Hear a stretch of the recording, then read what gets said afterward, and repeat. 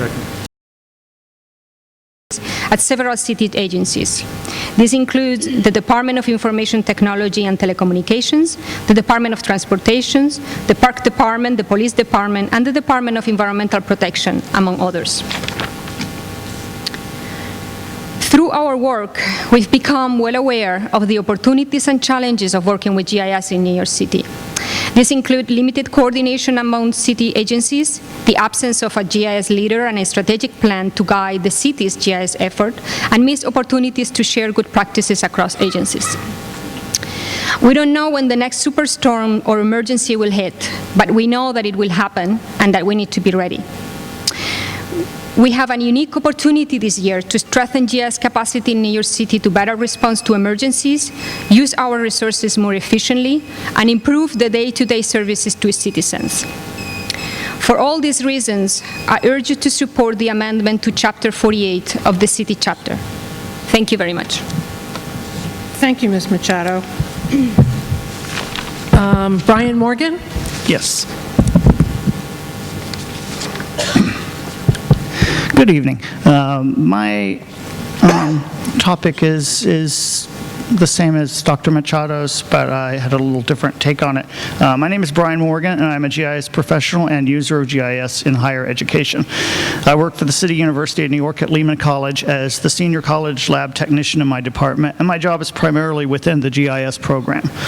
We offer undergrad and grad level GIS certificates as well as a master's degree in GIS, and our geography bachelor's degree is primarily concentrated in GIS. My colleagues and I guide the very people who will be the future movers and shakers in the New York City GIS community and beyond, which is the students. As such, my concerns are aligned with the needs of our students both during and after their college experiences. As information technology is continually expanding, so will the realm of GIS. With increased growth comes the ability to widen the field and open up new jobs with forward-minded agencies and businesses. Along with that comes more data and subsequent users, making up what we all hope is an active and robust network of GIS professionals. However, as the geospatial arena increases, so does the need for a stronger infrastructure within this field, as any new or existing issues will become magnified with this expansion. I'm here to express my support of the City Charter Amendment proposed by Gizmo to provide for improved leadership and management of geospatial information in New York City. The GIS Charter Amendment is important to CUNY students because it will directly impact the workplaces that our graduates are aiming to join. The required interoperability and standardization of spatial data will be key to the continued development of this technology by tomorrow's GIS professionals. Furthermore, the appointment of a deputy commissioner for GIS and the creation of committees to oversee the complex terrain of open, public, and private data across the greater New York City area should serve to facilitate efficient, innovative, and productive GIS and geospatial work within our community. So thank you for your time. Thank you very much, Mr. Morgan. And now I have Ms. Rosario. Hello, I represent the Bronx Green Party, and I'm here to advocate for ranked choice voting. I'm here to advocate for ranked choice voting for all elections, primary, special, and general. I left one of the major parties in September 2016 because I felt excluded, and I also didn't want to vote for the lesser of two evils. The Green Party adhere more to my moral and spiritual values. In fact, the Green Party lobbied for the Green New Deal, health care, and reparations, among other issues, before it became mainstream conversation. When I did switch, it came with the understanding that I might not have a say on who is on the ballot, especially in the Bronx, where the Democrats dominate the county. And I'm not singling out the Democrats, the Republican dominates other counties. However, because the winner in the Democratic primary usually goes unchallenged, they usually are the elected official of that area. As a result, once the primaries are over, most people don't bother to vote. Okay. voting for the lesser of two evil it's not a choice. Giving voters a choice of multiple candidates allows them to hear independent voices, whether the voices are from the Green Party, the Independent, the Conservatives, or unaffiliated candidates running. I think people should not be afraid to step outside the box and should really express their true preference in the ballot. So I urge you to vote in for ranked choice voting. I think this is a step forward to making our elections more democratic. Thank you very much, Ms. Rosario. Are there any questions for any of the members of the first four panelists? May I just ask if the Green Party has any particular view on whether ranked choice voting is appropriate for all city offices or for some?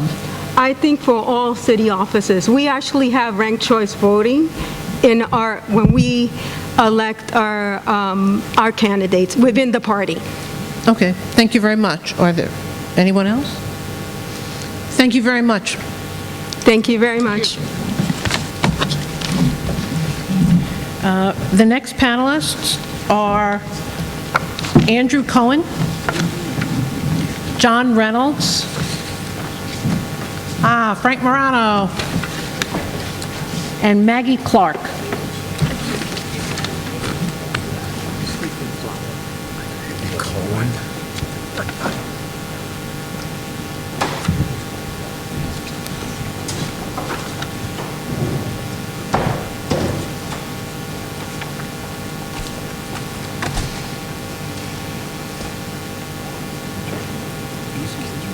Yeah. Yes. There are comments on your new beard, Mr. Cohen. We're starting here. There we go. I'm ready when you are. Good evening, everybody. It's good to see you all. I really came just because I miss working with Councilman Vaca, and I wanted to come and say hello. I really want to say that what a tremendous opportunity this is, that the charter really, that we're taking a more comprehensive view of charter revision as opposed to some of the more narrow work that's been done. I submitted 2 letters over the last few months to the Charter Revision Commission. One of them I think that was addressed pretty well. The other one, and I think maybe the challenge was I didn't have any great ideas on the solution, but I will say as a council member, it's clear to me that the capital process is severely broken, and I know that there's some procurement reform you recommend, but I don't know if that really goes far enough or that will get at it. The prices are astronomical, beyond common sense. The timelines are absurd. In my experience with the Parks Department, which, I love parks, but has been incredibly frustrating. I literally, I think, had my second groundbreaking as a council member on projects that I funded in the very first year I got to the council. I'm still trying to get some of my predecessors' projects completed, or I have a library project that they haven't broke ground on that was funded by my predecessor.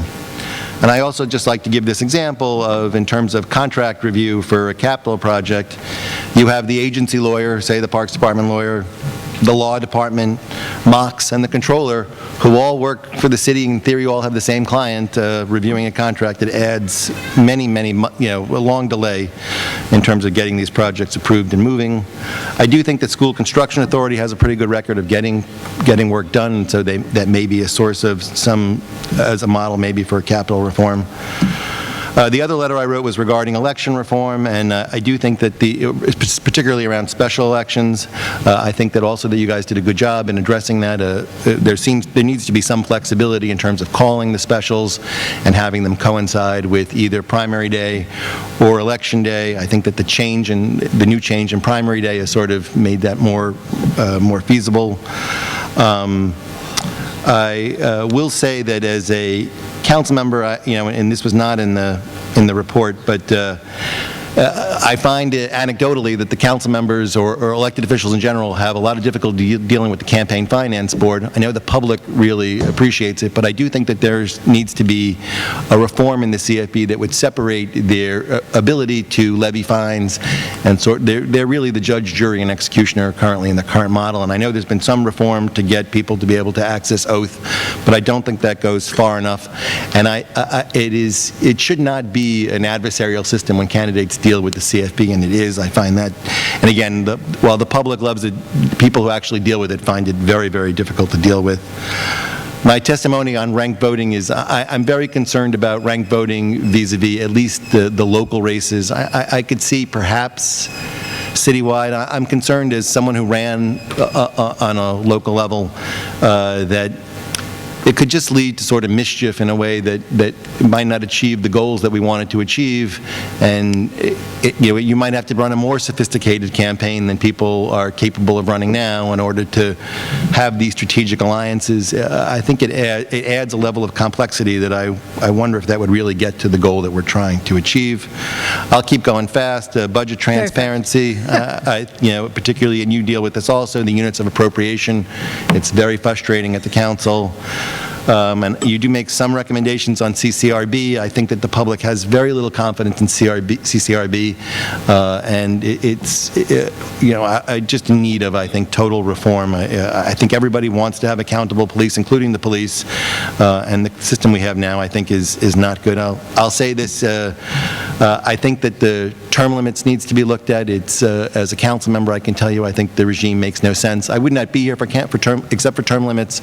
I support term limits, but the current regime weakens an already, relatively weak legislature. I think that that's been a problem. I do support advise and consent. You recommend it in various places. I think that that should be used more greatly.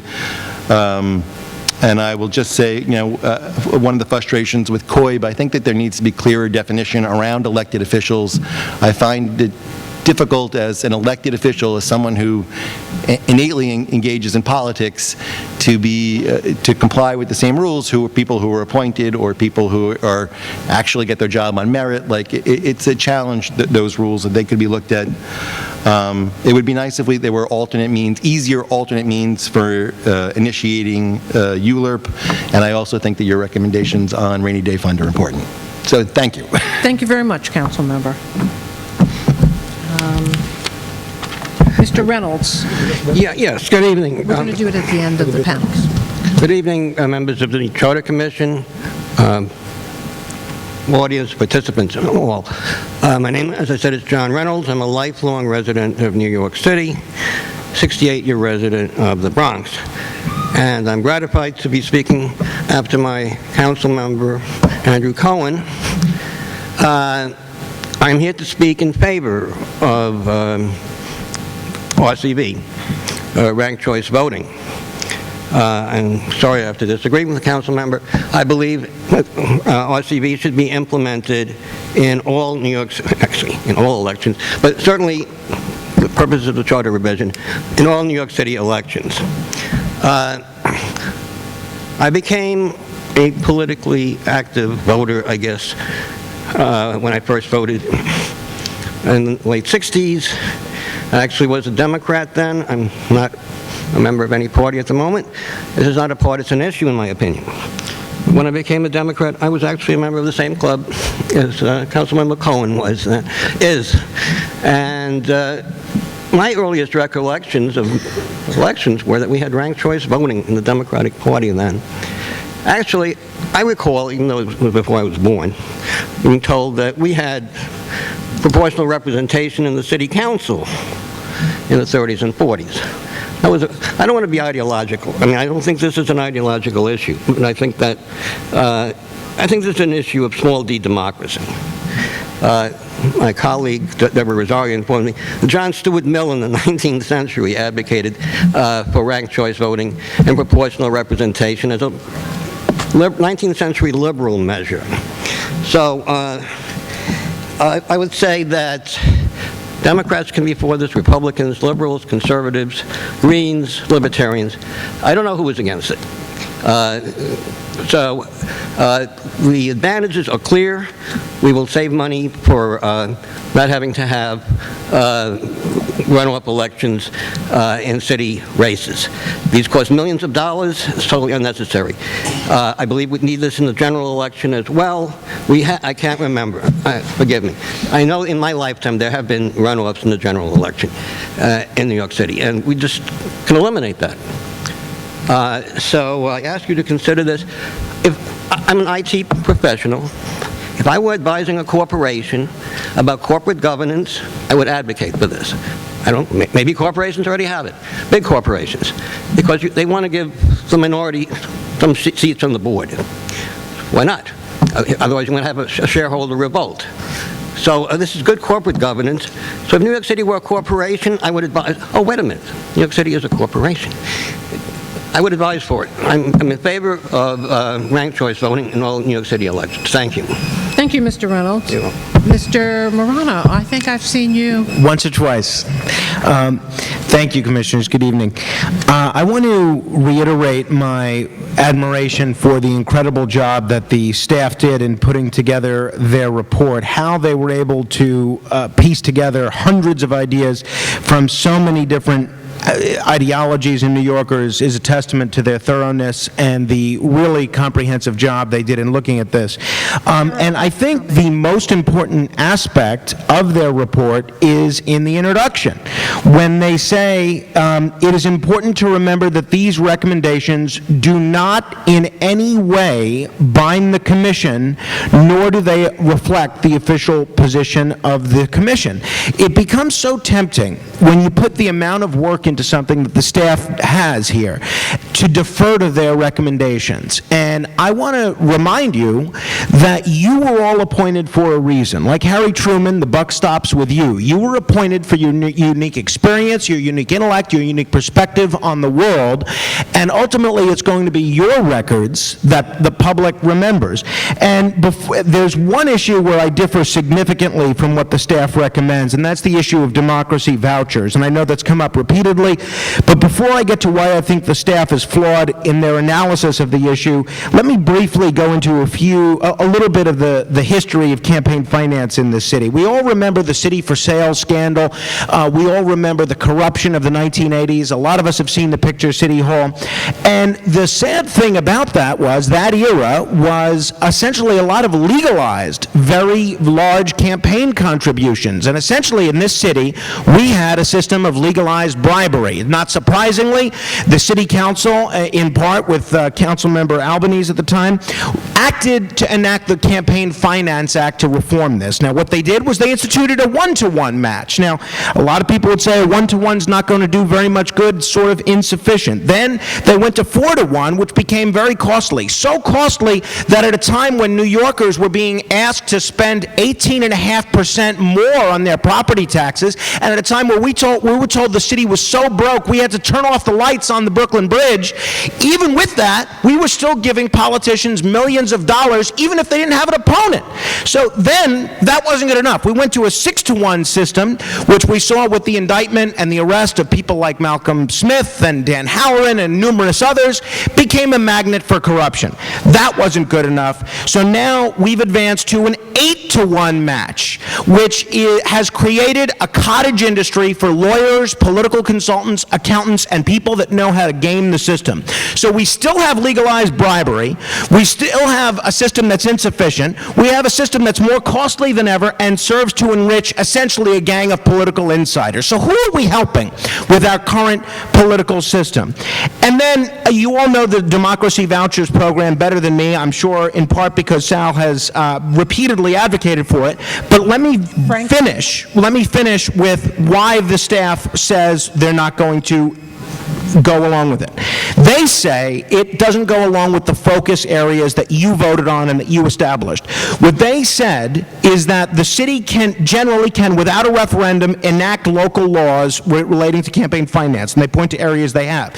They said the city can enact local laws. Now, if you look at the very first focus area that you adopted and that you voted on, it says focus on ideas and proposals that likely would not be accomplished by local law. No one questions that the city council has the ability to adopt democracy vouchers by local law. They're not going to. You have a collection of people here, and a lot of good folks among them, who got to where they are as beneficiaries of the current system, whose campaigns were funded by many of the very same interests that are benefiting from the current system.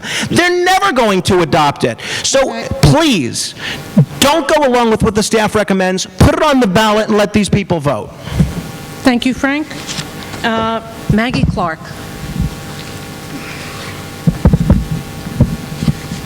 I'm Maggie Clark, PhD in Environmental Science and Policy, founder of Inwood Preservation, Unified Inwood, and Inwood Legal Action Environment Committee.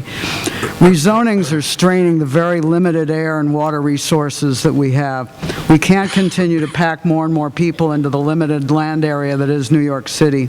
We have been in violation of the Federal Clean Air and Clean Water Act since the beginning, and the rezonings exacerbate this. We're in non-attainment for ozone, but adding thousands of new cars and congestion makes this worse and adds to asthma rates. The health impacts in the future can't be undone once the buildings are in place, and the gridlock is inevitable. Combined sewer overflow violations caused by the new toilets, showers, and sinks will be worsened by climate change and by addition of new population here. The environmental impact statement process for each rezoning has been a sham, and rules need to be changed so that the City Planning Commission and City Council cannot further abrogate the laws.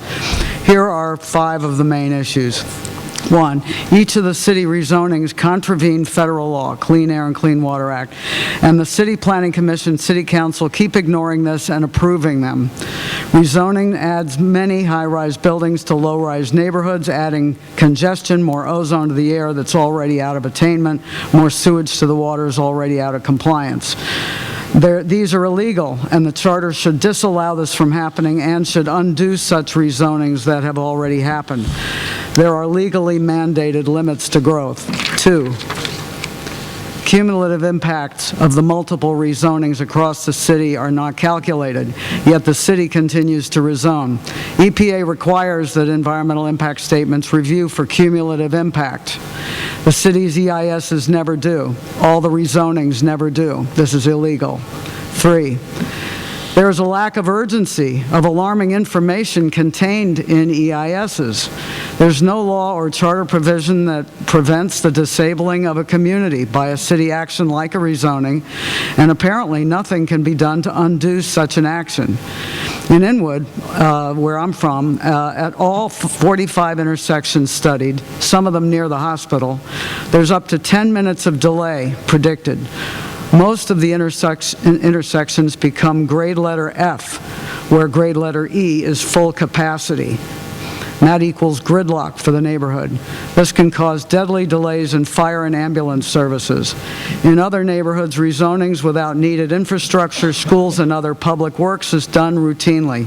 EISs predicting the disabling of a neighborhood should be prevented by the city charter. 4, the city's predictions of growth have been way off in the past. The rezoning of Long Island City said there would be 300 new apartments. There were 10,000. No new sewers or schools. Tourism. Commuter factors are underreported, undercalculated. A third of Inwood is in a floodplain. Half will be in a few decades. 30-story buildings are planned there.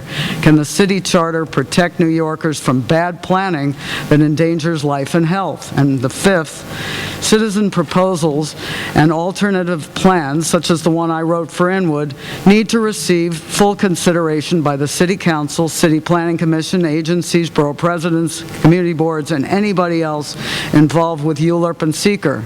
As it is now, some of these officials and agencies ask citizen groups to devise alternative plans, and when they do, their plans are ignored, rejected without consideration. Why should we bother to comment on EISs and draft scopes of work?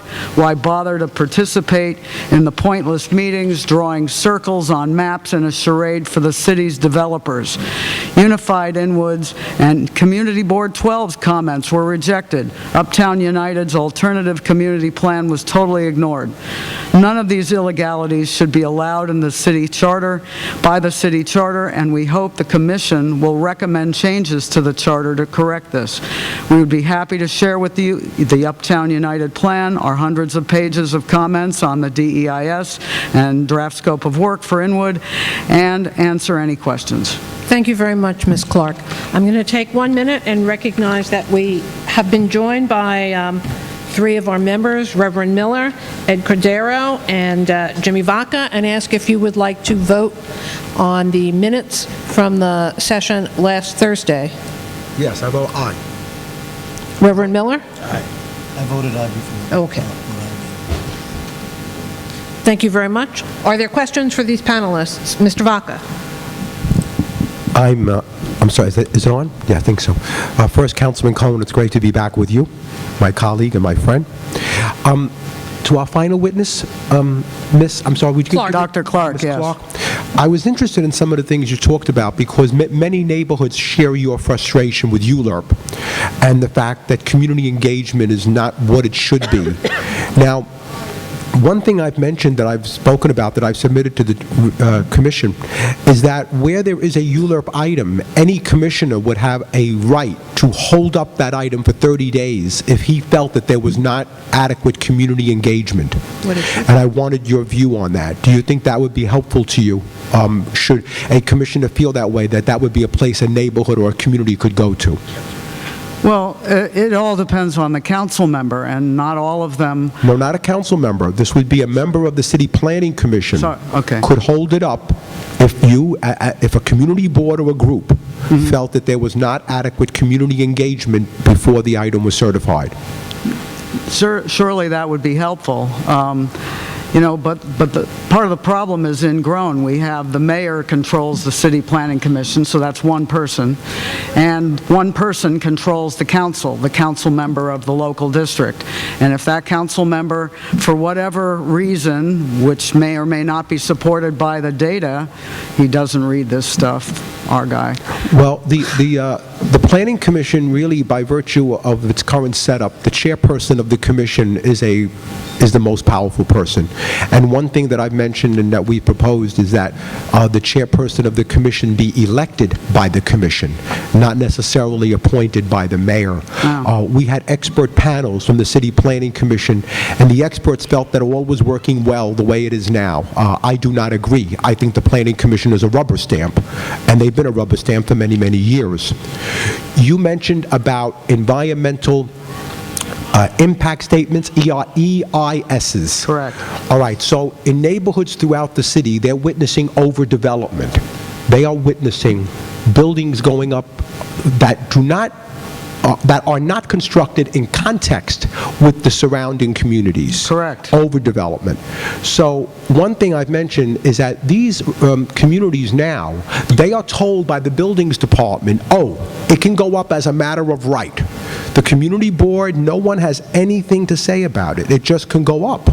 So I had proposed that one thing we look at was environmental assessment statements, EASs, that even where it is a matter of right, that there be a threshold, whether it's residential or commercial, and even if it was a matter of right, that once that threshold is reached, it would trigger an EAS statement that would have to assess the schools, the sewage, the traffic, and the impact. So is that something you think would have helped you in Inwood?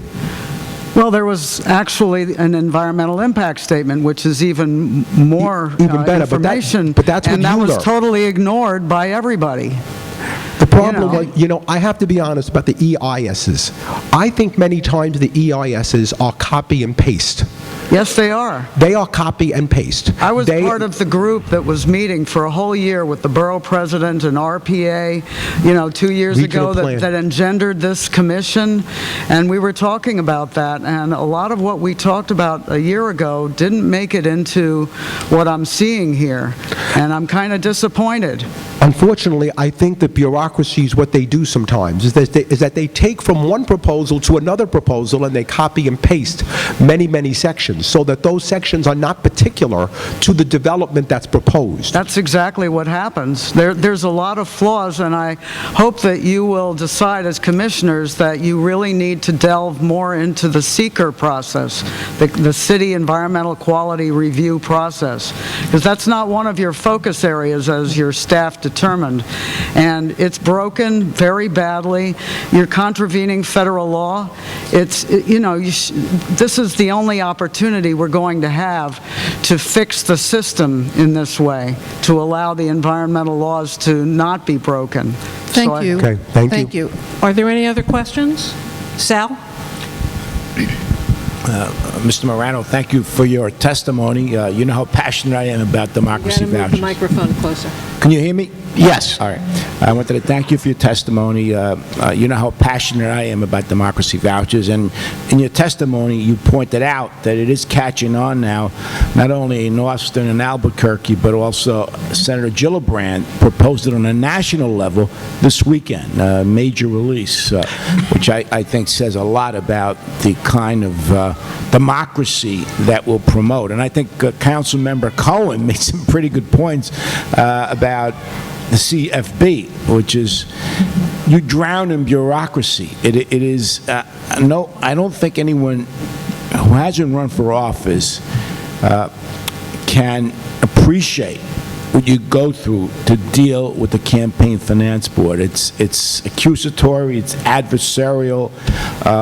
It just. As a matter of fact, as a candidate, you worry more about the CFB than your opponent. So obviously we need an overhaul. I think if you have any other suggestions, Councilmember Cohen, I'd love to hear them.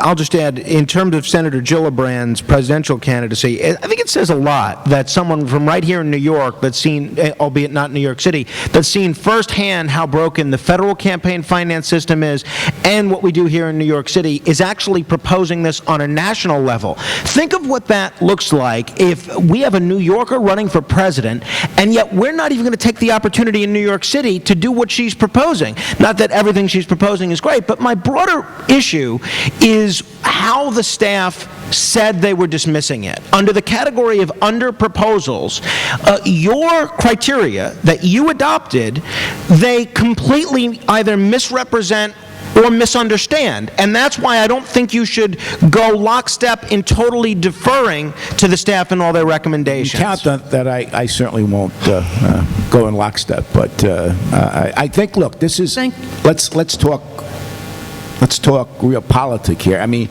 this is an issue that will open up the process, and quite honestly, insiders don't like the process to be opened up. It's that simple.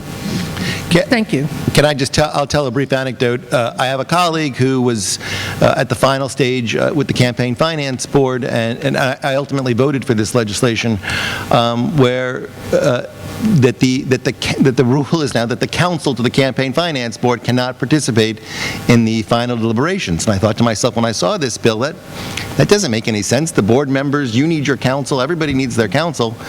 But because the setup is that the board sits here and hears the case, but the attorney for the board argues for the quote-unquote prosecution for the fine, you argue that you shouldn't be fined, then they kick you out, and the prosecutor essentially goes into the room with the judges and decides on the outcome.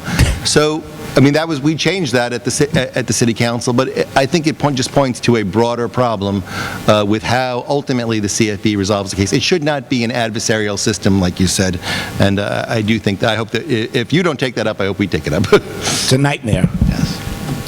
Thank you. Carl? Councilmember, first of all, I like your beard. Thank you very much. Distinguished. Good addition. I was a little surprised to hear that you have reservations about ranked choice voting at the local level, at the council level, where I would think we first have many candidates frequently running, and where the ranked choice voting, at least from what we've heard from many places that practice it, add to the education and awareness of the electorate, and also doesn't create, as far as we can tell, any confusion among the electorate, and wouldn't that result generally in a council elections and local elections where the winning candidate was more fully embraced by the district as a whole than the first past the post system that we have now? I will tell you, I really try in my job not to be cynical, that I think it's important that I be optimistic, and I do try to be a glass half full person. But I really, having been involved in politics for a very long time, I just really see an opportunity for mischief, for people who are not, a lot of people run for office, not all of them get elected for a good reason, but there's an opportunity, I think, for people to come up with some bad ideas and then carry those bad ideas out. And yeah, I guess my question is, I understand your concern is a concern we all share, obviously, that we don't want to see bad ideas perpetuated, but why do you think that ranked choice voting is more likely to produce that kind of chicanery than the system we have now? Well, now, when I ran, I was in a heads up, but there's no incentive for me to have any interaction with the people I'm running against in terms of trying to collude or come up with a scheme to get your voters to vote for my voters. We live in a city with a lot of ethnic politics, that I feel like there's an opportunity, again, for people who've never run for office to get entrapped in a way that, and it's not entrapped, you shouldn't break the law, but again, the people who want to win, who feel passionately, might come up with, again, some bad ideas about how they could scheme to get people to sort of vote the way they want them to. And I think on the local level, we're particularly vulnerable to that. So that's a concern I have. Certainly possible, but several days ago, Mr. Morano spoke about this issue and suggested to the panel that the very thing you're talking about could lead to more civility, because persons who were running for election would not only need to appeal to people for their first vote, but they would have to be civil enough about others that they could get someone's second vote or third vote or fourth vote. And Mr. Morano suggested that it would lead to more civility in our election process, not less in the way that you're describing. I think that's... Mr. Morano, is that an accurate description of what you had posited? It is, and I will absolutely give a shout-out to the staff, who also made a similar allusion in their preliminary staff report, especially, I didn't want to sound like I was beating up on them too much before. They've done a great job. But yes, that's exactly what I was saying. There are, a few of you on the panel and myself who've run for office, and I will tell you, I'd like to believe that I conducted my campaign to the highest ethical standards, but I will also tell you it was a terrible personal strain. It was a terrible time. I was not as nice to my wife as I would like to be. So I'm not sure that people are always at their best in these moments. It is very, very stressful. It is very difficult. People are relying on you. And again, I think that people who, a lot of first-time candidates could make, mistakes or come up with an idea that could lead them into getting into a lot of trouble. And one of the concerns I have with CFB, and I don't want to see people running for office being criminalized. Like, you make a mistake, but it's clear that this could lead to people with, I'll help you, you help me, in a way that is not appropriate. And again, I'm concerned about that. Okay, thank you. I mean, I would just say that in the old days when we had elections for anti-poverty boards and for school boards, political clubs were the people who made those judgments, who suggested that a slate of candidates and that you vote for this person one, this person two. I'm not sure I would agree that that's political chicanery. I think it may be people exercising their vote in a collective and responsible way. So I guess I'm disagreeing with you. I'm sorry. Yeah, well, you're certainly free. Yeah, I think I tend to agree with Gail on this, but council member, we're not reinventing the wheel here. I mean, this rank order voting has been implemented in many cities around the country, and I think we can learn from that. I think there's always an opportunity for chicanery. We know that. You can do that during the regular process. But I think the testimony we've heard from where it's been implemented around the country has been generally positive. I think, nobody knows better than you that New York City politics is very rough and tumble. Oh, yeah. And I wonder It's even... a contact sport. It certainly is. And I also wonder if more sophisticated candidates will not be in a better position, or experienced people associated with political clubs to make those alliances. Again, I have concern. I think that we should just tread maybe, I'm more open to it for the citywide offices. I think that there's a better opportunity there to sort of see how it works. Thank you very much. Are there other questions? I'd like to thank the panel. Thank you. And I'm going to call the next panel, Roxanne Delgado, Shavona Newsom, Hawk Newsom, and Michael Belzer.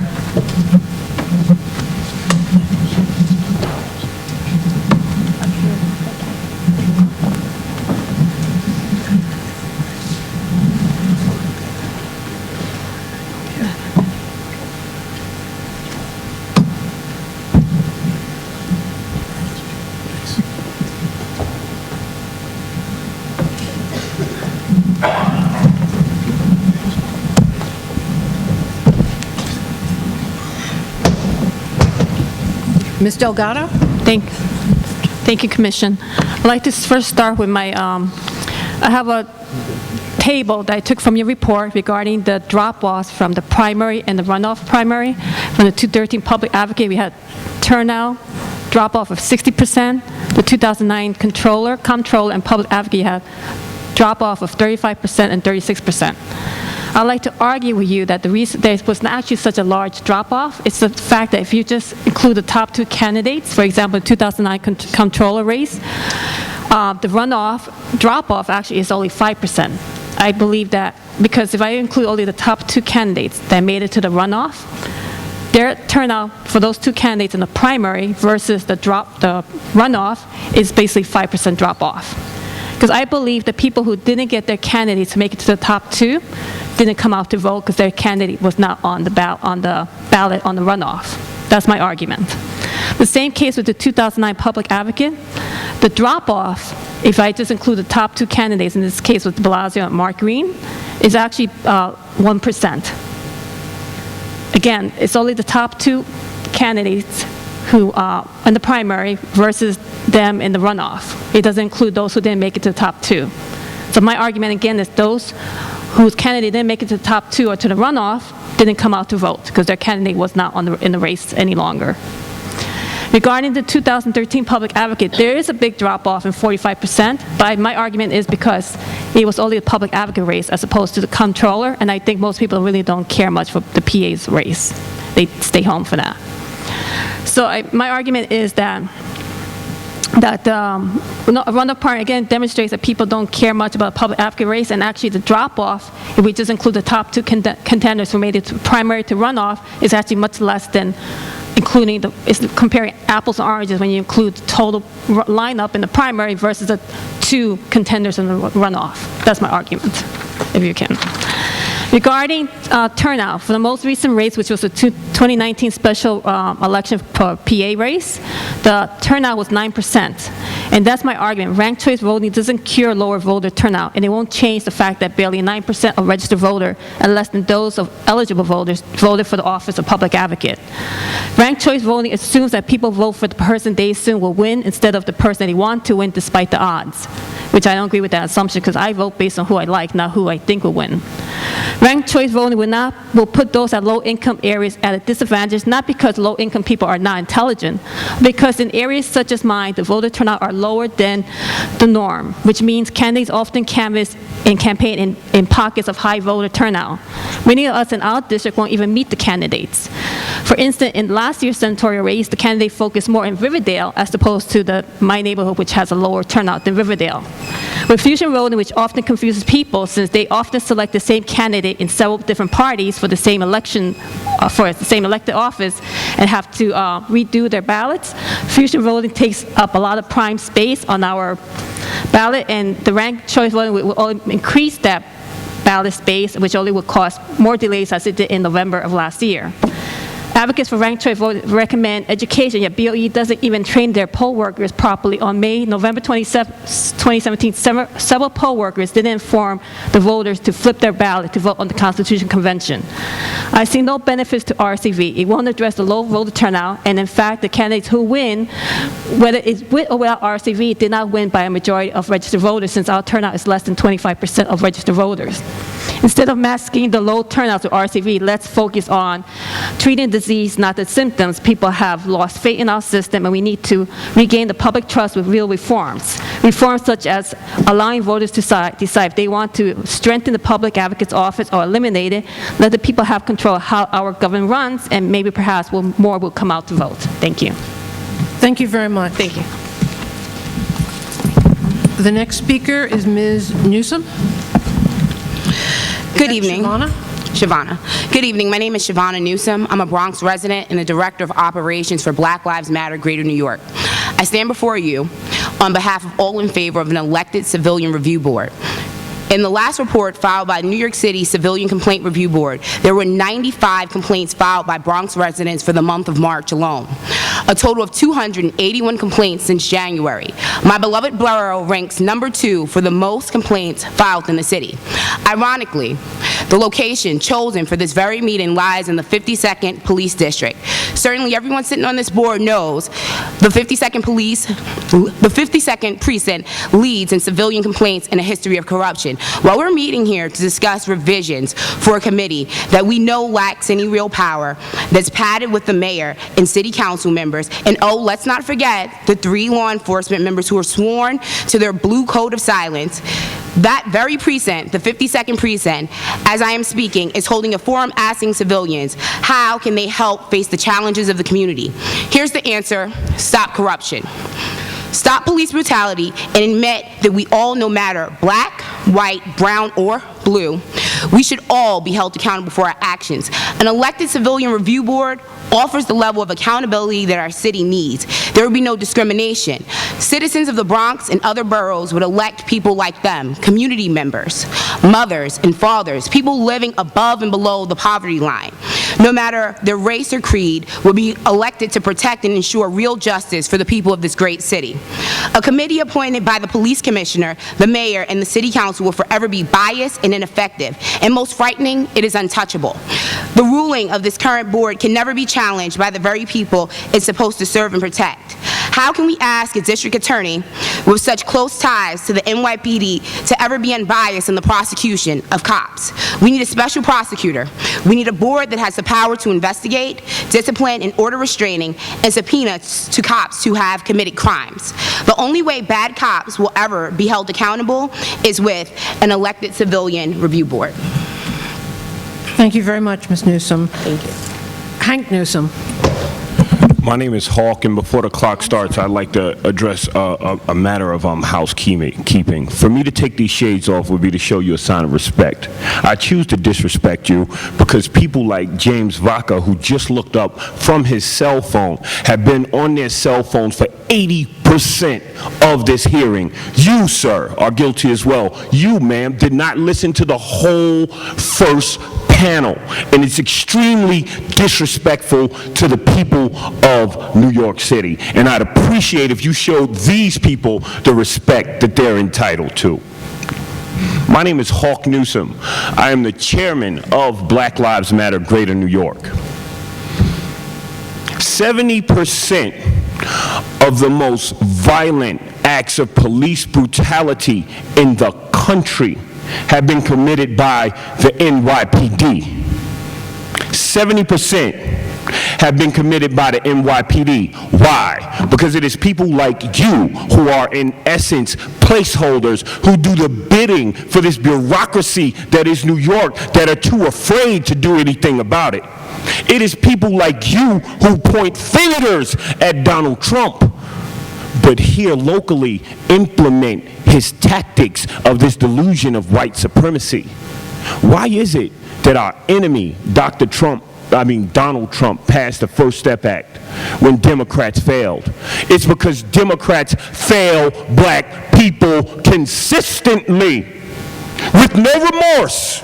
You betray us. You betray our mothers. You allow our children to be victimized and over-policed in schools, and you do nothing about it. I read your report.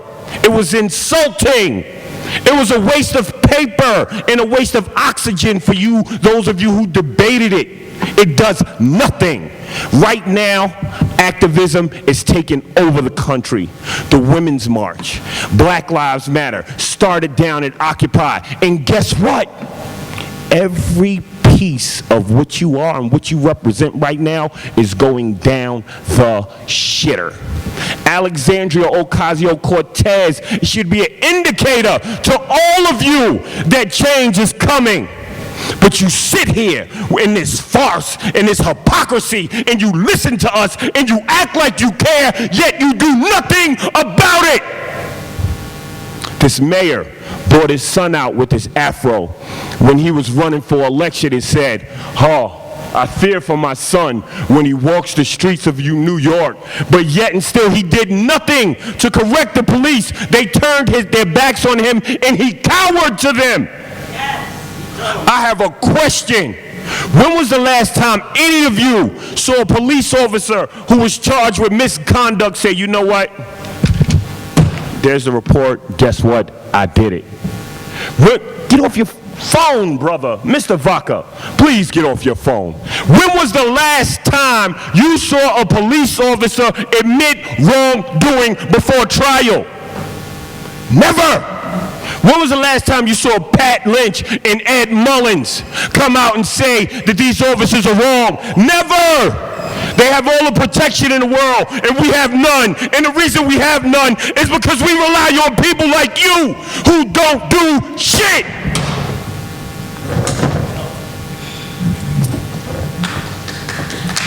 Excuse me? If you could just... Mr. Belzer.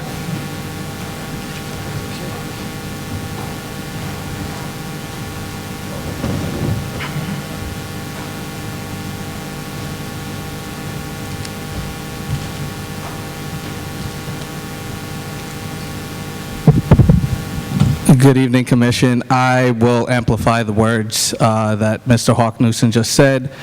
Even if it makes me feel uncomfortable, the respectability politics needs to go. My name is Michael Belzer. I'm a civic and community empowerer in the Southeast Bronx. I thank the Commission for holding this hearing today and the work that you did, and the Commission staff for your report. And of course, like I'd like to do at all these public hearings, is thank the City Charter for allowing us to be here today. So I really disagree with the tweaks of the CCRB. I'm going to agree it's just, you didn't really do anything. Too many people that we love have been murdered in their homes, on our streets, and it's time to hold the forces killing our neighbors accountable. It's time for our ECRB. Ranked choice voting, I'm in full support of ranked choice voting. Please ensure that it goes for all races, especially city council races, which we see high number of candidates run, and incumbent politicians many times don't even achieve a majority of the vote. I would ask that 6 choices be made so you don't have ballot exhaustion. I agree that the public advocate should have subpoena power. The commission should make the PA the chair of the newly commissioned Civic Engagement Commission and integrate the citywide participatory budgeting process into that office.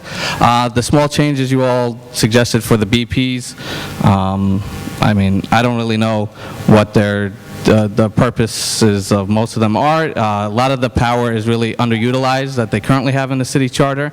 A lot of the stuff seems similar to power that could be used through something like the contract performance panel in section 333, but I haven't seen a borough president convene a contract performance panel. Having more pre-certification review is welcome, as is the extended summer community board review. I think that's a good change. But what would really alleviate a lot of the shortcomings would be to have 59 comprehensive community plans in each community district and a master citywide plan, so we can actually have true engagement and buy-in in the communities. That is where the frustration comes from. We know this. Stop developing by block and lot and pitting people against each other. It's not right, it's not fair, and we're not going to take it anymore. And democracy vouchers are great. I think they should be done in supplement to the matching fund program. So if a candidate receives the democracy vouchers, that should take away from their limit of their cap of the matching funds that they would receive. I think this is fair because those are direct public dollars, so it's the same thing as receiving public matching funds in my eyes, and it's definitely something that should be extended to all races in New York City. Thank you. Thank you, Mr. Belzer. Are there any questions for him?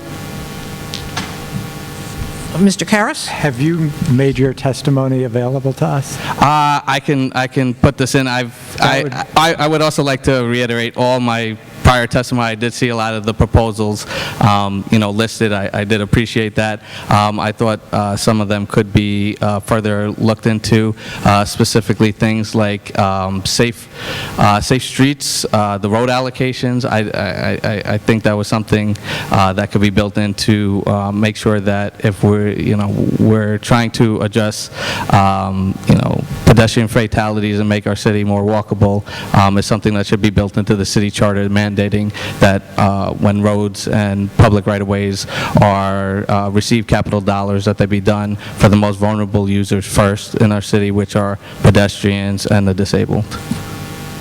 Thanks. If you could submit it either Sure. online or to one of the staffers, that would be great. Thank you. Any others? Thank you, Mr. Belzer. The next panel is Gidio Simonelli. I think we've seen you before. Good. How are you? Paul Gilman. Adam Weinstein. And George Diaz. I just want to let you know. I heard. You heard, right? I heard. How could I not?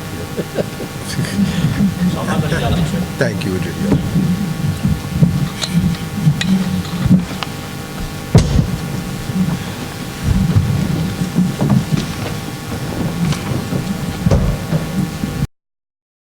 Years later, maybe more, but... If you could move the mic a little closer. Closer? Okay. Is that good, Madam Chair? But you just moved back after you... Oh, I did. Okay, here. How's that? That's good. How's that? Okay. Thank you so much. I served on a community board for 12 years. I was land use chairperson for a while. And one of the I dealt with a lot of issues, and the YOLO process was really interesting. And I reviewed it. I remember many years ago, 20 years ago, I looked at it and I said, well, how did we get to this point that we have this process? And interesting enough, Ed Koch had established this board to come up with this YOLO process. And who was, interesting enough, who was on the board? All these real estate developers. So we see why we're still dealing with the same issue here, and the community boards. Just recently, we had dealt with an issue, a project in our district, Blondale Commons. We had two community boards. Two community boards that voted against it, that were very vocal against it. And what happened? Obviously, nothing happened. They discarded the community board. They did not consider any of the comments seriously. Mr. Cohen, who just left, I hope he would have stayed to hear my comments. I mean, he voted for it. Our councilman voted for it. And that's a problem. I think the problem is, and we spoke last time when I testified at this hearing, that we would like to see the community board members to be elected. A petition process, independent. I don't think when they created one vote, one man, or one vote equal to whatever one person. Thank you, Madam Chair. I don't think they intended to have this finished product that we have here today. I think we needed more input. more participation from the people, and I think that is the problem.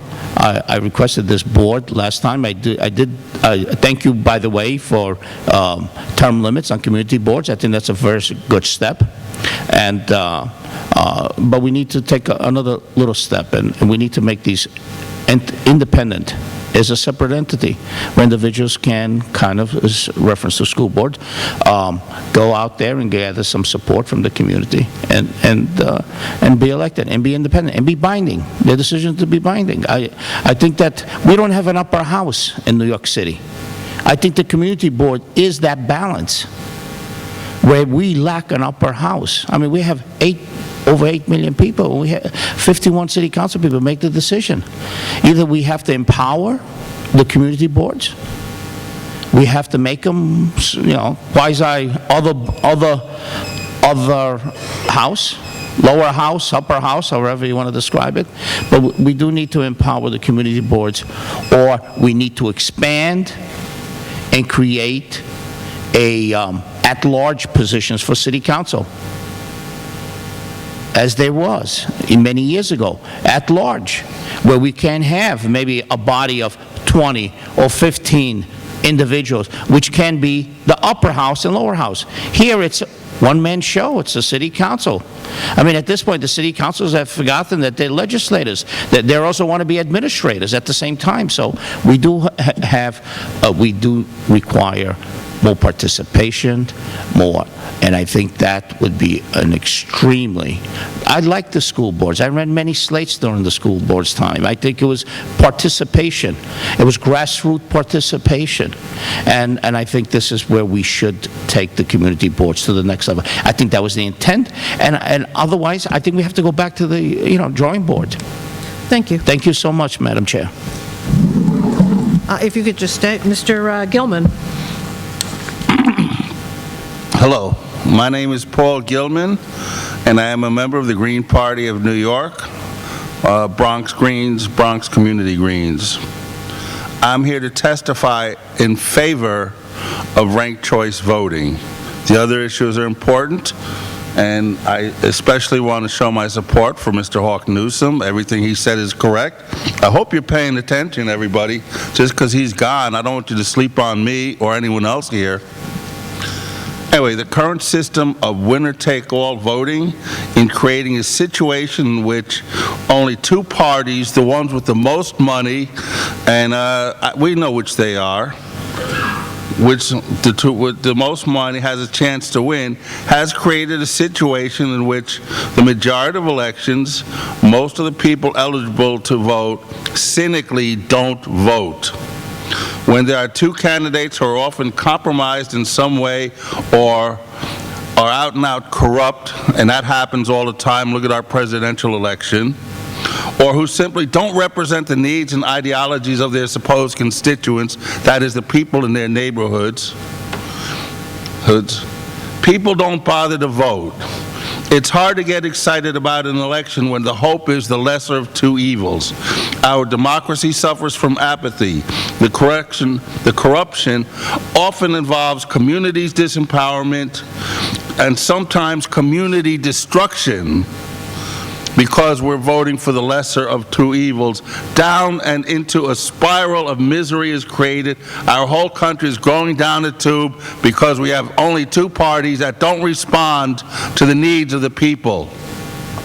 They respond to their heavy-duty campaign donors that are like Monsanto, who are out and out poisoning the whole planet.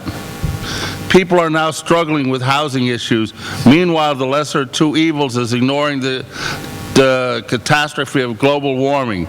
This is serious. I hope you're paying attention, because this is going to be a little parable here. Reverend, you're used to parables, right? Okay, I wrote this one. One candidate may promise to ameliorate the housing situation, while both candidates support and get support from entities that are exacerbating global warming. The lesser of two evils will win, maybe, while disaster awaits for all of us, because there's not a third vote There's not a third choice that wants to really ameliorate the housing crisis and end global warming. Ranked choice voting offers a chance of electing candidates who are not compromised, i.e. don't have a lot of money or come from political machines. People, voters, can vote for candidates who promise to ameliorate housing issues and deal with global warming. Both Democrats and Republicans are ignoring this. Well, he went on a little longer. They can rank the candidate they like number one, and if they're worried about not getting anything out of the election, they can vote for the lesser of two evils, candidate number two. There may be a hierarchy of evil candidates. I hope to reverse a choice of good candidates. And whatever the case may be, the real politic of electing the best candidate, we must have ranked choice voting on all levels, which includes primaries and special elections. Any questions? I'm doing questions at the end of the whole panel. Oh, good, because I'm not good at answering them. Mr. Weinstein. Oh. Thank you, Madam Chairman, and thank you, members of the Commission, for having us and giving us an opportunity to speak. I'll be brief. I'm Adam Weinstein. I'm the President and Chief Executive of Phipps Houses, New York's oldest and largest not-for-profit organization devoted to creating and maintaining affordable housing. I'm speaking only on land use. I'm speaking only on land use, and specifically with regard to pre-certification requirements. I just encourage the Commission to encourage transparency and notification, and to avoid opportunities for two bites at the apple and opportunities to stop certification of applications. Most folks appearing before community boards should be encouraged to show up long before the certification process. Only good things can happen in that instance. The second matter in the Commission's report that deserves some attention is the importance of consolidating existing planning documents that the city is obliged to produce. I think the Commission has the right idea in using those documents to expand upon them, to fashion long-range objectives, strategies, needs of the city, but to use that in any way as a inventory or prescriptive document for what is ultimately partly a local decision and partly a citywide decision in a land use matter seems to me to be ill-founded. Thank you very much, Mr. Weinstein. Mr. Diaz? Good evening. Thank you for letting me speak, and thank everyone who's here. A few things.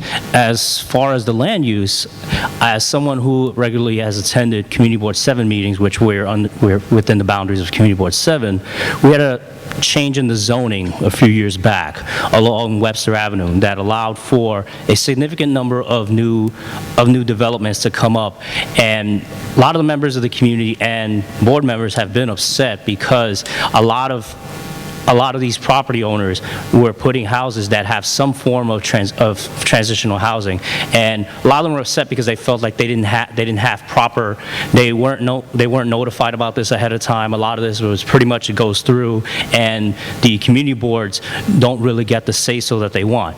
This is not about whether I like that type of housing. It's about the fact that community boards don't really have the power. They're basically just an advisory board. So one of the things I want to see is a change in the Charter Commission to actually help empower the community boards more to have these decisions. Several people have spoke about issues regarding the police. I want the CCRB to be empowered to be able to recommend, and cases where a police officer has been accused of things, to go to a sort of special counsel that would specifically go to investigate and possibly prosecute police officers they think that have committed misconduct, and this person would be independent of that particular district attorney, as well as whatever the staff that are going to be there with that. I'm also going to talk about the campaign finance. what I've heard, and I think this is part of what Councilman Cohen, who is up here, is speaking about, and because there are 2 former council members on this board that you may relate to this, is that people are concerned about, with the campaign finance, about how they get penalized if they've done something wrong, or some person who's filed it has committed some kind of error. So one of the things to look at is to make something similar, more similar to the state of Connecticut's system, where it's less punitive. This is a relevant issue because this is a fight that several groups have been fighting for in Albany, to change this to have some sort of state version of campaign finance reform. So I think that, but if the city looks into this, now it makes it easier for the advocates to go to Albany and say, you know what, see, the city looked at this as a problem and they went to do something about it. So we need you to step up and go and do this, because we've been fighting for this for a long time. And as far as ranked choice, I'm very much in favor of it, because you have a system where you may have a great incumbent, but a lot of people often vote for the incumbent because that's the name and face that they recognize. Sometimes they don't even know why, or just like, oh, wait a minute, if you have a discussion, like, oh, wait a minute, I didn't like what he or she did with that vote, and it may change their mind. And I know this gentleman, he's with another party, that's something that's relevant to them, because ranked voting may allow for a system where maybe the person who is at the second most votes is somebody who's of a third party, because maybe that person actually appeals more than maybe some of the other Democrats that are running in the election. Now, I'm a registered Democrat, so it doesn't mean I'm necessarily supporting that, but I do think that I would like to have legitimate runoffs. I'm going to use the example of the previous public advocate, Letitia James, how she won in a runoff. She actually was behind in the primary, and she managed to come back and win. So I think that's the reason why we need why we have ranked choice voting. It's always going to be very important, because even though this is a congressional seat and not a city council seat, we're going to have a very important open seat congressional district in the South Bronx coming up next year. And you have a system where you could potentially have 6, 7, 8, 10 people running in the Democratic primary. And now what's going to happen is you have a system that the person who wins may only get about 20% or something like that. Is that really the person that should be going to the general election? Right, but you are aware we can't change the federal voting. I understand that, but I'm making but I'm using this like the argument of why we need something like that for the city, because you're going to have most of the city council members are ineligible to run for re-election next time. And you're going to have a system where you may have multiple people, 4 or 5 such, who are going to run for the city council seat, and you're going to have an issue where the person that wins may only get 30%, may get significantly less. Councilmember Diaz, when he won the election previously, he got 42% of the votes. That's not a clear majority. That's a reason why we should have things like runoffs. Thank you very much. Are there any questions for the panel? Sal? Mr. Diaz, I'm glad you brought up the Connecticut system, campaign finance system, which I think is vastly superior to New York City's, and I happen to agree with you. I think the state is making a grievous mistake if they emulate what New York City is doing. It's very expensive, overly bureaucratic. It doesn't really help grassroots candidates, and basically kills the spirits of candidates. So, do me a favor. Look at democracy vouchers as another option. Have you? I know that there's a system in the state of Washington that has something like that, and it is something that I also would consider something that the panel should look into support. Read my op-ed in City Limits. And maybe some kind of combination. Great. It's called leading the witness. Yes, it is. Councilmember Vaca. Thank you. Mr. Weinstein, I just want to preface my remarks by saying I know that many developers feel that any time... Yes, this is Mr. Weinstein. I do know that there is a tendency of many developers to say that every time we want to modify ULURP, we're doing something wrong. I am suggesting modifications to ULURP because the community has been locked out of the process too often. Not necessarily delaying a developer, but making sure that we're at the table. I think Mr. Cementelli spoke to that. you indicated, well, the developers go to the community board and they meet with the community board. So you're part of the process. That's not what I said. Is that something What I said like was you said? any successful or good developer is smart enough to bring proposals, because land use proposals are a combination. They're a balancing act of local need and addressing local needs with citywide needs. That's the purpose of ULURP. It is a balancing act among those things.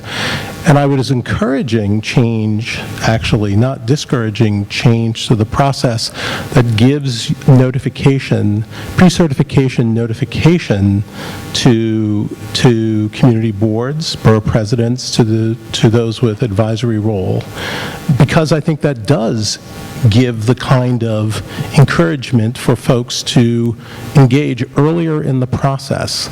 I can only speak from personal experience. We engage with communities months, oftentimes even years before we actually prepare a pre-certification, a pre-application statement. And so that's even long before the ULURP process, the certification is even done. So I'm just encouraging the commission to think of ways to encourage notice and transparency as the sunlight being the tool that you first complained about, that you complained that developers hide the cheese. And there are developers that do that work, and I don't think they tend not to be people who can do repeat work with communities and build that kind of trust relationship that you're looking for. I have advocated that when the City Planning Commission starts to have the pre-ULURP meetings, which sometimes go on for months and if not a year or two, as you just said, that when those meetings take place, that the community board be at the table with the other agencies so that there is greater transparency. The community board may get a pre-ULURP application, they may get information that something's coming down the pike, but when all the agencies meet with city planning before certification, the community board as a city agency is not brought into those meetings, and I think that would lend to greater transparency. It might. I don't agree that that's because usually it's the technical aspects of the application, namely the scoping of any environmental review that's the subject matter. Scoping is a public session. Yes, scoping is. Correct. But that's the point. Those are public sessions. But I think there's common ground to be found in being able to know and to be ready, right, as opposed to being in the dark and not knowing. Right. Are there additional questions? Then I'd like to thank the panel. Thank you. Thank you.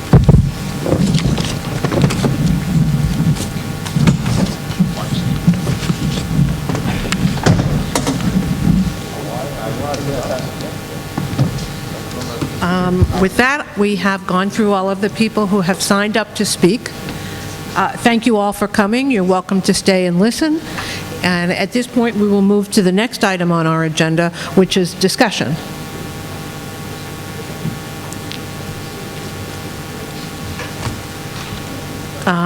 We had a very robust discussion on last week.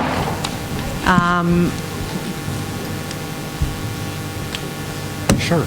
I just sort of throw this out. You got to bring it closer. I sort of throw this out as a question. I'm throwing out to my fellow commissioners a question in terms of the trying to unify and make more rational and comprehensive all the different planning documents that we do, and using that in some way. I'm just throwing out there how we all envision that might work.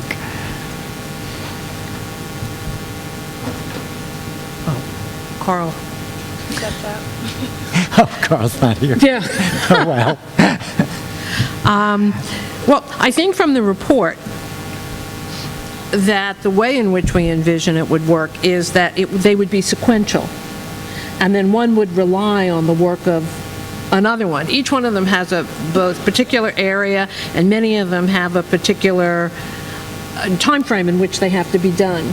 But how that time frame relates to the other reports is not something that is specified currently, so that it may well happen that Report A doesn't take into account at all Report D, even though Report D came first, because the two are not required to share information or to learn from each other in a robust kind of way that one would want to have happen if each report is really going to be comprehensive. And I guess I'll ask you, Gail. No, and I think that's definitely needs to be a huge part of what we need to do. And I wonder if, and I think one of the, I think it may have been the gentleman from Phipps Houses. Mr. Weinstein. Yes, would it be preceded by sort of goal setting so that the same goals would be carried through all of the documents? Because I think that would, to me, would be helpful and useful. I just, how do people... you envision you would do goal setting? I mean, there's one report that is about populations and population growth and where it will happen. And there's another report that's about housing starts. And how do you envision the goal setting? Well, I guess I'm thinking, in terms of we have strategic plans, we have the requirement that, city planning do a report on their which I understand from staff's work is mostly their website. We have the capital plan. I think it would be useful if those all tried to address the same set of goals, and that perhaps having some kind of both community official process where ultimately those goals are with input, not actually the community establishing the goals, but all the various sort of players having input into that, and then a set of goals being decided that at least would be attempted to be carried through in many of those documents. I guess I'm not really understanding what kind of goals we're talking about. Are we talking about goals like improve housing opportunities for people, or are we talking about goals like build housing at this location? Well, I think the broad goals, and then, for example, so if, let's say, a goal is improve housing opportunities for people, and another goal is make the city more resilient and able to cope with climate change, then you could, the capital plan would have to try to address those goals and show how it's addressing those goals. The city planning or the strategic plan would have to show how it's addressing those goals. When city planning, if they come out with sort of, these are our what we view as our zoning initiatives over the course of the next X number of years, would have to show how those would address those goals. Actually, if you can hold that for a minute. Paula was next, and then you. I just wanted to affirm what Jim's idea is, that there is a need, I think, to have some overarching goals for the city. They could deal with poverty, they could deal with housing, that then would be the linkages that the other plans would respond to. They'd have other things that they'd go deeper on, but I do believe that that is something that would really strengthen our city going forward.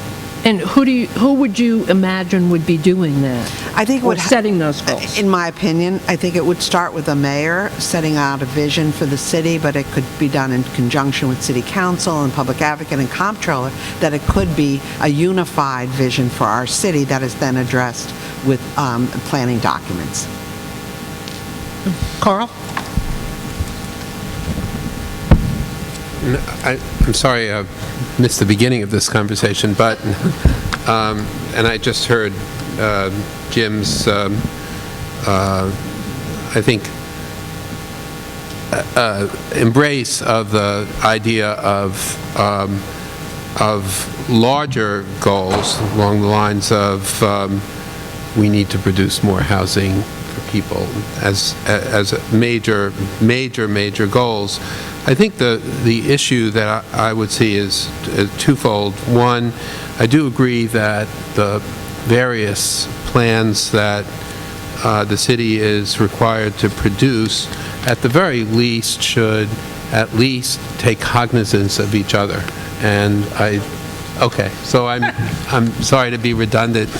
And second, I think we should take a careful look at the timing of each of these so that we know that they do not only take cognizance of each other, but the cycle in which they're produced is rational and coherent. And to me, that's really what the city should be doing. And I do think as each of those plans get created and updated, they have to, as we've learned from long experience, they really do have to maintain a degree of flexibility so that they can respond to conditions as they arise. But the larger goals in terms of housing, in terms of, as we do, welcome people from all over the world, the DNA really of the city of New York that's existed for 300 years, that those larger goals ought to be and have been pretty much immutable for a very long time, and those are the goals that we should be underscoring, reiterating, and each of the plans should be cognizant of those. I think Jim is suggesting, and Paula may be suggesting something more in the DNA that would be an organizing goal, so to speak, for the creation of the plans that would then feed off each other in terms of those goals. And that's why I asked the question, who would organize that initial kind of setting of the stage?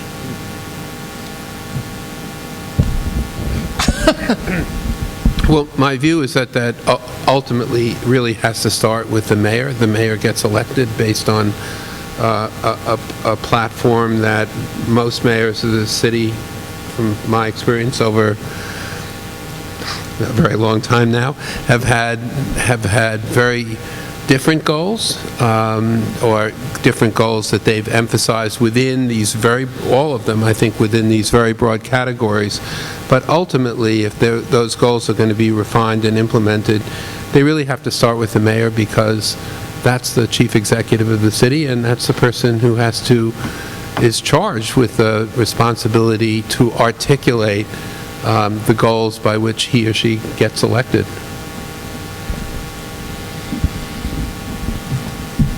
But I think part of what we've been hearing, certainly Mr. Simonetti and others, is how can we expand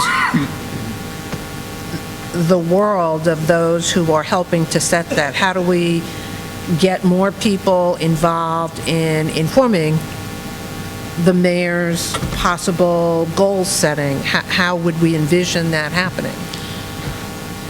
The mayor may be, you're right, the mayor is elected to do that, but I think people are asking for some, what I heard over and over again is people asking for some involvement in setting those broad goals so that they have some input. Not that some people would like more final say, but everyone seems to want more input into the setting of those goals and those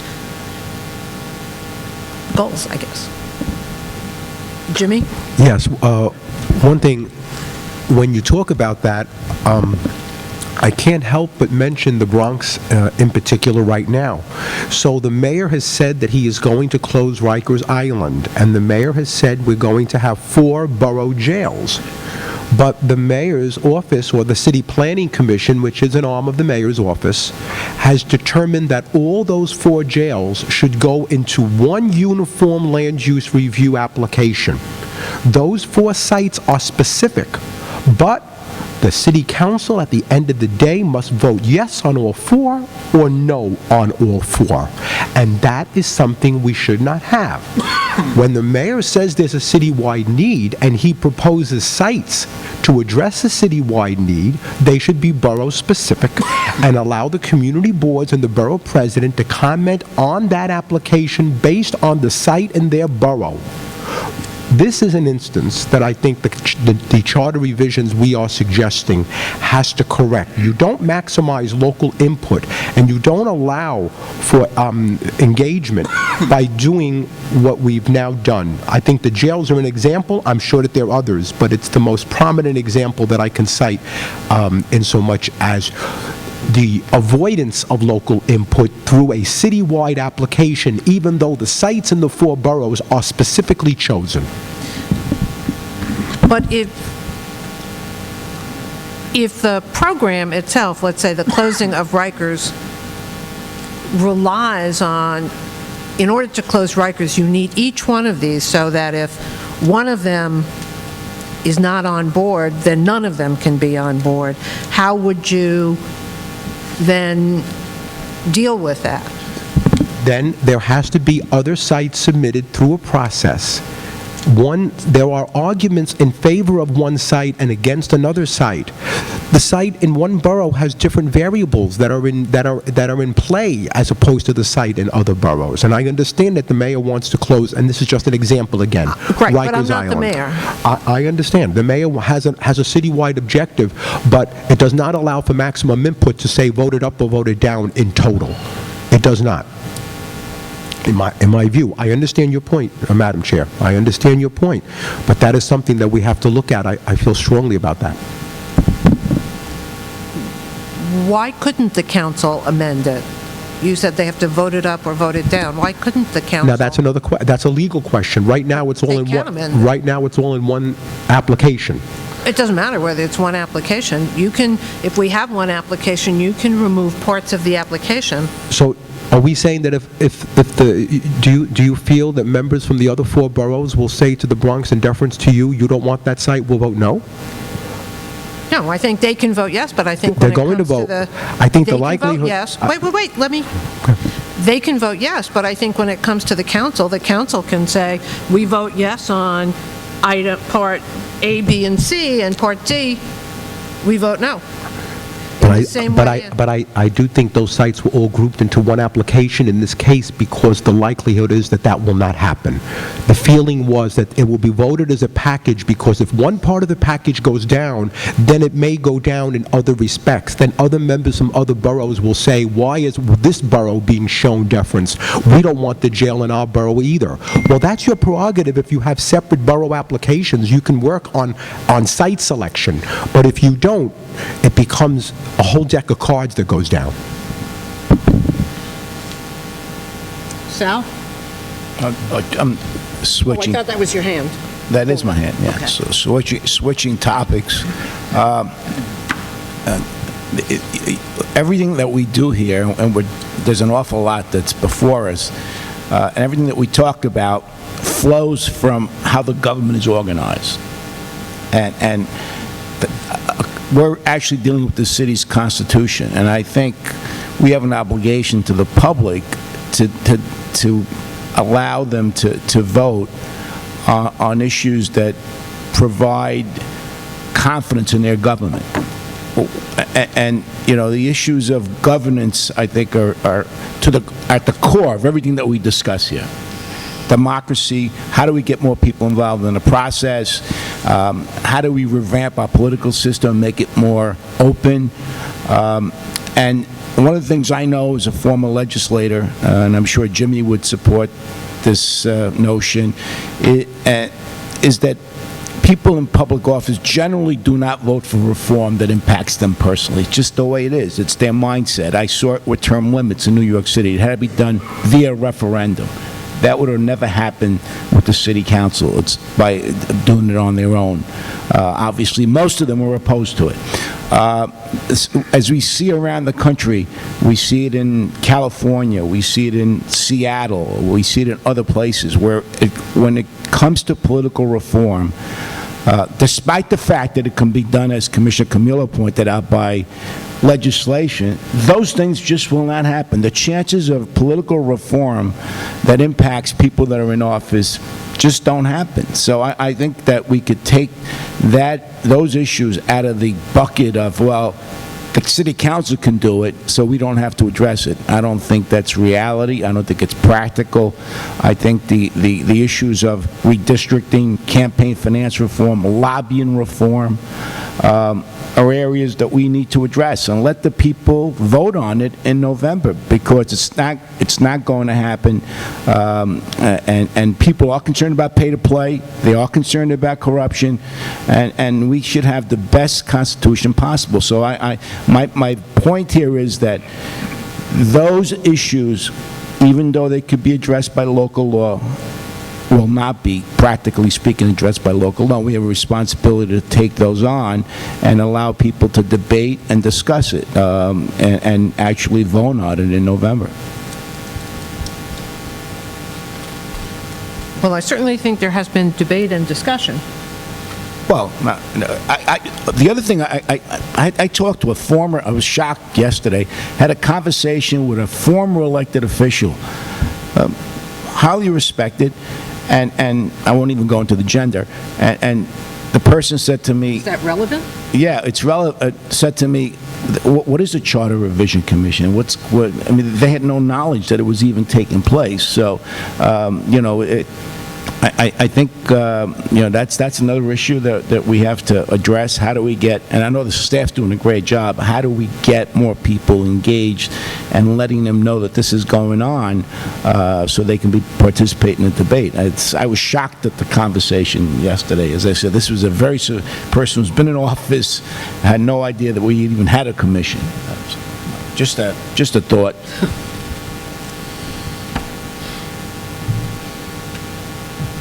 Anyone else? Reverend Miller? If somebody could pass him the mic. Yes, thank you. So I'm in agreement to an extent with Mr. Albanese that we have an opportunity to bring these issues straight to the people. In addition to that, that would increase voter turnout, which is something that we've seen a problem with. If we can have goals based on the issues that we've heard that really base themselves on how New York City can improve its quality of life for its residents. Don't agree with how everything was phrased today, because I don't think we're responsible for everything as a commission, but I think we can be more responsible if we take it upon ourselves to bring some of these issues straight to the people and see what we think.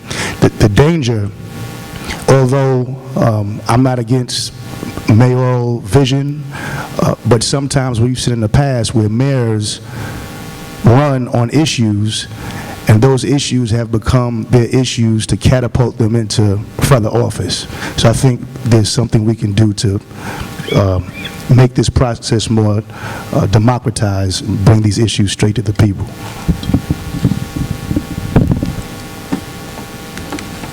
Anyone else? Commissioner Nuri. All right. Well, yeah, this works. So I've taken off my sunglasses out of respect to all of you, just on the record. But just to offer a counterpoint there, we are a representative democracy, not a direct democracy. So I think the staff report does strike a balance where we're not trying to legislate, and we have to be very careful about that. And a lot of the comments and the proposals that we're getting are legislative in nature, and if we were to legislate, that would be a very dangerous thing. The people should have the power, but they elect people, and that's the system that we have, and so that's all I have to say. I just want to underscore what Satish just said. We are, as Sal indicated, sort of addressing issues of our Constitution. We're not addressing issues of legislation. I don't think that the fact that the City Council, our legislative body, doesn't always do what we think that they should do does not mean that we should be abrogating their responsibility to do the right thing. We are a representative democracy. We invest in our elected officials the responsibility to act. And as we know, many people in the public, and probably all of us from time to time, are dissatisfied with the outcomes of what our elected officials do and what our legislative bodies do. But ultimately, that is the system we have, and it is, I think what we should be doing is underscoring their responsibilities and not abrogating them. Sal? I tend to share that view. Commissioner Weisbrot raises a good issue. I'm not beating up on the city council. I don't think we should legislate as a commission, but I do know this, that, and we see it at the federal level, we see it at the state level, politicians tend not to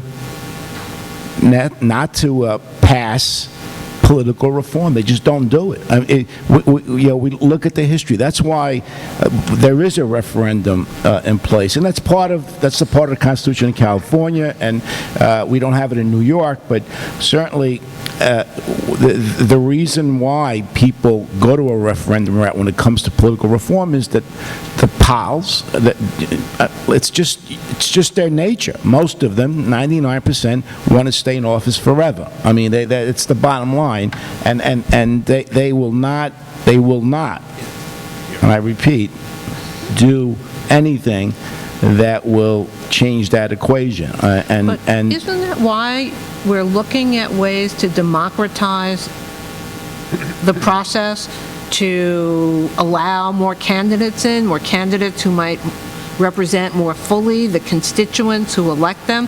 Isn't that the whole purpose of that, is to elect people who will do a wider variety of activities, have a wider variety of opinions, so that that representative democracy will increase in its diversity and may do some of the things you think an elected official would never do? I think that and this is not about individuals, it's about a system. How do we devise a more open political system that would allow that to happen?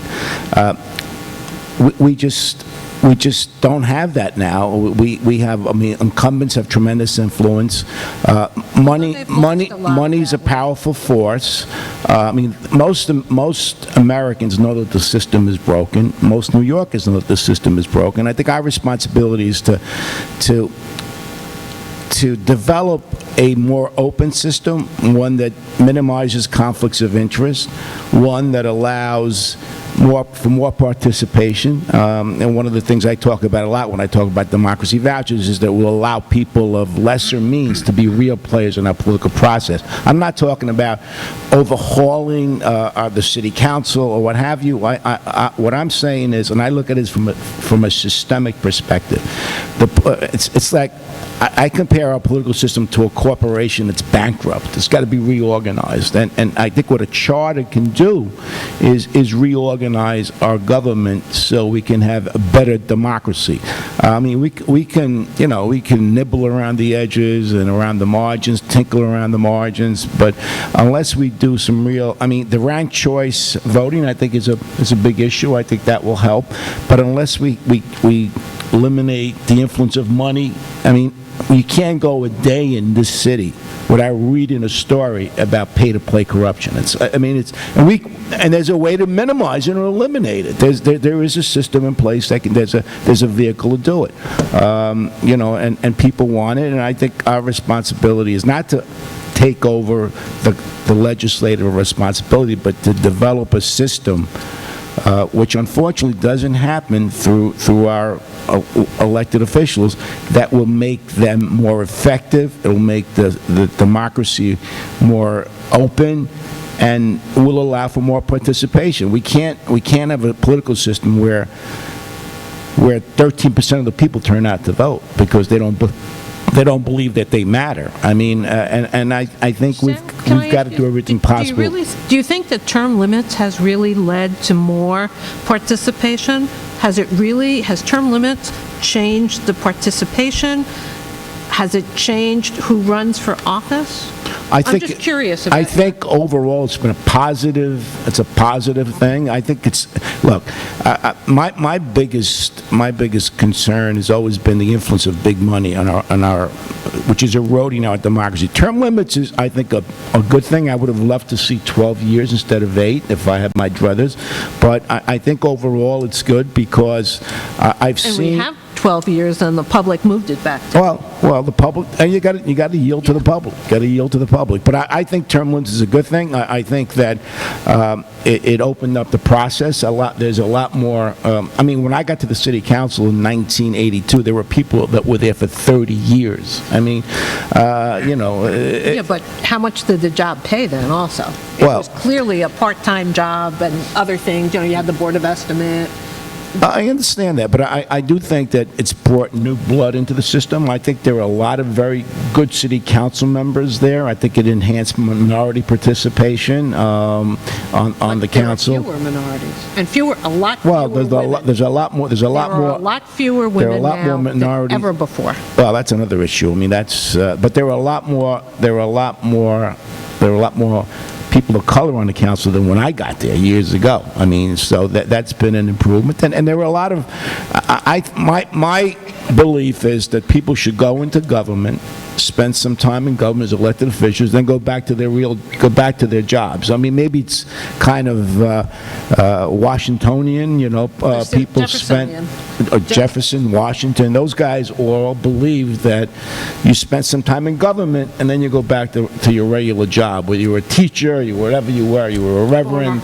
I am not a big fan of professional politicians. I mean, I'm just not. I think that they lose perspective, and I don't think it's a good thing. So I think on balance, term limits is a good thing, but we need a whole collection of reforms to really open up the process.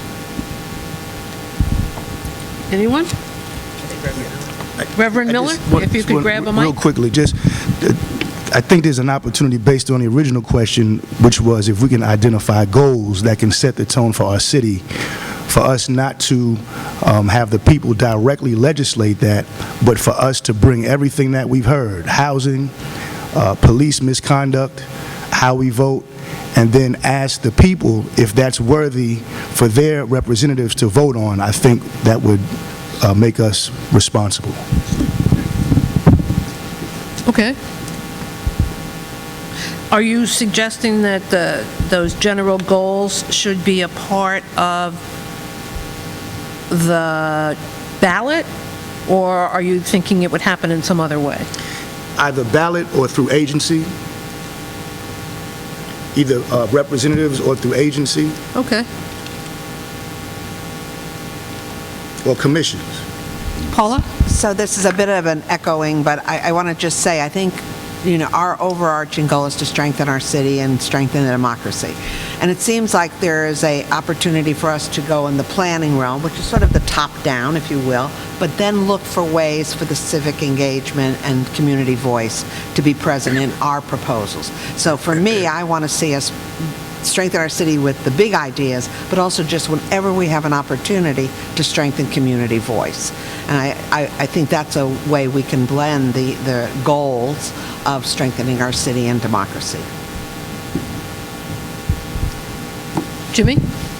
One thing I have proposed is that we require community boards every 10 years when the census that we require community boards mid-term. So the census comes out in 2020. So in 2025, which is mid-census, we would require community boards to do a 197A plan. But we would have to provide funding to the community boards, not like the city did years ago where they said community boards shall have planners, and then they gave the community boards no money for them. But if we require 197 As of community boards every 10 years, mid-term of the census, those plans can serve as a point for community boards to have input going into the next census, going into a 10-year period. So I do believe we have to enhance, and I do believe we have to give community boards the funding for that and the funding for the planners that they never received, so that they have the expertise in their offices. I was a district manager for 26 years. Every time somebody applied to build something, I was on the computer challenging the applications at the buildings department. I'm not a planner, but I learned to be a planner because many of the applications were filed in error, and we had to tell the buildings department, you approved this by mistake, stop the work. But with a planner, community boards can be protected from out-of-context development, and they can also plan for the future of their neighborhood when it comes to facilities that may be sited there. So I do think those are two ways that we can help community boards. Mr. Karas? One, sort of circling back, but taking something that Jimmy had said and something Paula had said and something I think the man whose name I keep forgetting from Phipps Mr. has. Weinstein or Mr. Gitman? Mr. Weinstein. Would it make sense to have a representative from the community board, a representative from the borough president's office, the council, the affected council member, and maybe those are the ULURP players, in some kind of pre-scoping meeting for large ULURPs that are going through an EIS, so that not a public meeting, just a meeting.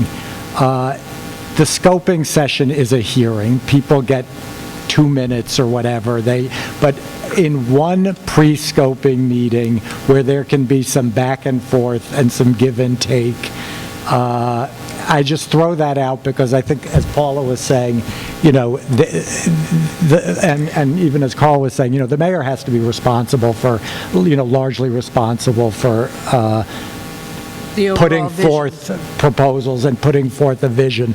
And I think I was trying to say this at the last discussion we had, but we should be trying to allow more voices, even if they're not going to be the ultimate decision makers, more voices at the table. And that might be one way of doing that. Oftentimes at the borough president's office, we don't really realize that something is an issue until the community board puts it in their resolution or discusses it at their hearing. Well, at that point, you know, we're down to 30 days before it goes back to the City Planning Commission. If people sat in a room, maybe you would hear issues that you might not think about until it was sort of your time to get something, and work could actually be done to address those. It was just a thought that occurred to me, you know, as I was sitting. I will just respond very, very briefly to this, Jim, because I don't know how you would define large projects, but I am unaware of, in my total experience, of any project that could reasonably be defined as large, whether it's a project that the city itself is the applicant or a private party is the applicant, that has not in effect gone through exactly that process, either by meeting first not only with the community board, where the borough president's representatives are present, it's a public session, separately and with the borough president, with the council member. Virtually every project I'm familiar with, and it goes back quite a number of years, has gone through that informal process. And I think there's a certain advantage in doing that in some respects on a one-on-one basis, because you get a degree of candor that you don't always get if the council member, the borough president, the community board are all in the same room together and in various different ways have to maintain an institutional position. So I do think that happens now, and I would be quite concerned about seeing that formalized in a way that you're suggesting. If I may, I think what Commissioner Karas is suggesting is a variation of what I had proposed. I thank you. There are meetings that happen at the City Planning Commission that the community boards are not privy to. Those meetings are different than having the developer come to the community board and say, we're doing this, and producing these wonderful diagrams that look like the most beautiful thing in the world. That's what they produce. When they come to the community board, you should see these artist renderings, make it think like, oh, it's fantastic, the community, you'll be so happy, we're doing you such a wonderful favor. The reality is that those meetings at the city planning level are attended by people who do not live in the community. They are professional planners, but they're not rooted in the community. It's the presence of the community board that adds to that. In fact, that we should also be looking, because I know that this was discussed in previous charter revision commissions years ago, we should be looking at how can a community board initiate a ULURP survey. There is something in the charter, and I need staff to look into this, that speaks to this, but it speaks to it without resources and without mentioning specifics. That's my recollection, because it was an impossible navigation for right now. It is, rather. So if we have a planner, you see, let's say a neighborhood was rezoned. So the neighborhood was rezoned under a city planning study, and maybe 10 years later, people are saying, wait a minute, these 3 blocks are R7. They should be R5. So if people in the community say that, and the community board wants to submit a ULURP application, why do they now have to wait for city planning to say, oh, you know what, that's a good idea, but we're backlogged. It's going to take us 2 to 3 years to study this. Or we don't think it's a good idea, we're not doing it. How does that engage the community? And that happens right now. City planning is telling local communities, we're backlogged, it's going to take 3 to 4 years for us to get to you, if we get to you. So we're talking about engagement. If we really want to do it, there are ways to do it, and the community board should be used as the mechanism for that engagement. Although, Jimmy, as you know, we're not a budgeting agency. No. And we can't provide money, funds, or budgeting, or even require that somebody do that. So I understand what you're saying, but it's also not possible as part of charter revision to equip each community board with a planner or with the money for planning. That's just not available to us. So we're looking at ways within the governmental structure to try and change. But you're saying that we cannot put in the city charter that every community board must have a planner and that the city must fund it accordingly. I'm not saying specify salary. We can't make the city fund it. We can put in the charter, I suspect. I mean, wait. What do you think? Wait. We can put something in the charter, but that doesn't make it happen. If we were to say, I mean, there must be a planner, that doesn't provide funds for the planner, and without funds, there won't be a planner.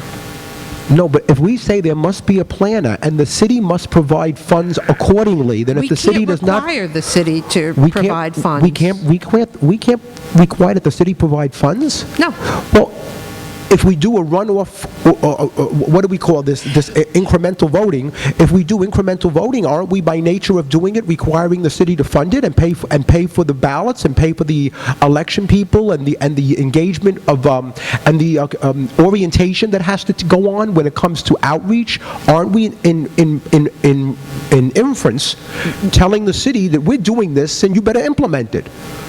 We have to tell the city, if that's the intent of the people by referendum, and we say it shall be funded, then they shall fund it. That's the charter of the city of New York, and if it's not funded, the mayor and the council are not obeying the charter. That's why we have this going to the people. We need clarity on that, or else then so much of what we're doing then it's just going to be the wish of the people with no money, with no level of commitment.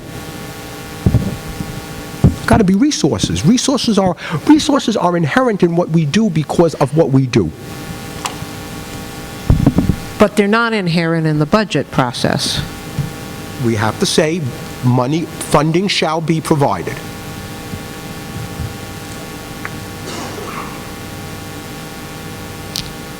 Any other discussion? Then is there a motion to adjourn? Second. Second? All in favor? Aye. All opposed? This meeting is adjourned. There you go. 8:19.